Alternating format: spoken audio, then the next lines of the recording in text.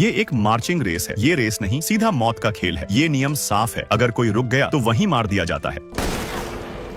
ये डरावना सीन देखकर बाकी लोग और तेज चलने लगते हैं, लेकिन राहत की सांस लेने से पहले ही एक आदमी डर के मारे खुद पर कंट्रोल खो देता है। फिर भी वो रुक नहीं सकता, बस चलते रहना मजबूरी है। सबसे बुरा ये है कि ये कोई छोटी दिक्कत नहीं लगती। जब लगातार 2 लोग खत्म कर दिए जाते हैं तो बाकी सब चुप हो जाते हैं, डर के मारे कि अगला नंबर कहीं उनका ना हो। और सबसे डरावनी बात यह है कि इस मार्चिंग रेस की कोई फिनिश लाइन ही नहीं है। सैकड़ों में से सिर्फ एक ही बचेगा। इनाम है कभी खत्म न होने वाली दौलत। शुरुआत में किसी को इस गेम के खतरे का अंदाजा नहीं था। कुछ ही देर में सब 5 मील चल चुके थे। तभी एक आदमी जूते के फीते बांधने को झुकता है। अगले ही पल वार्निंग बजती है। किस्मत से वो आखिरी सेकंड में खड़ा हो जाता है और बच जाता है। सब लोग रेस के बाद की अच्छी जिंदगी के सपने देखने लगते हैं। तभी एक आदमी की टांग में जोर का क्रैम्प आ जाता है। दिल का अच्छा सैम उसकी मदद करने जाता है, लेकिन उसे भी धीरे चलने की वार्निंग मिल जाती है। वो बस देखता रह जाता है जब दूसरा रनर जमीन पर गिरता है और पीछे खड़े सोल्जर्स उसे बाहर कर देते हैं। अब पहले जैसी हल्की फुल्की फीलिंग खत्म हो चुकी होती है। घबराया हुआ सैम अपनी कैंटीन बदलने को कहता है, जबकि पानी अनलिमिटेड है। उसे याद दिलाया जाता है कि कम पानी पिए, क्योंकि बाथरूम के लिए भी रुकना अलाउड नहीं है। थोड़ी देर बाद बारिश शुरू हो जाती है। सैम खुद पर शक करने लगता है। उसे लगता है वो अब आगे नहीं चल पाएगा, लेकिन जॉन उसे हिम्मत देता है। आगे स्पेक्टेटर्स दिखते हैं और स्पेक्टेटर्स आमतौर पर फिनिश लाइन पर ही होते हैं, लेकिन सैम जानता है कि जब तक रास्ते में लोग हैं रेस खत्म नहीं होगी। आखिर विनर तो सिर्फ एक ही होगा। सैम की बात सुनकर जॉन अचानक रुक जाता है। वजह ये है कि जॉन एक ऑर्फन है। इस रेस में आने का उसका मकसद सिर्फ इज्जत के साथ आखिरी पल तक चलना था। उसे पता है कि सैम की माँ है जिसे उसकी जरूरत है। इसी वजह से जॉन खुद रुकने का फैसला करता है। सैम जानता है कि जॉन क्या करना चाहता है, लेकिन ये फैसला उसे अंदर से तोड़ देता है। सैम के बोलने पर जॉन फिर उठता है, लेकिन अगले ही पल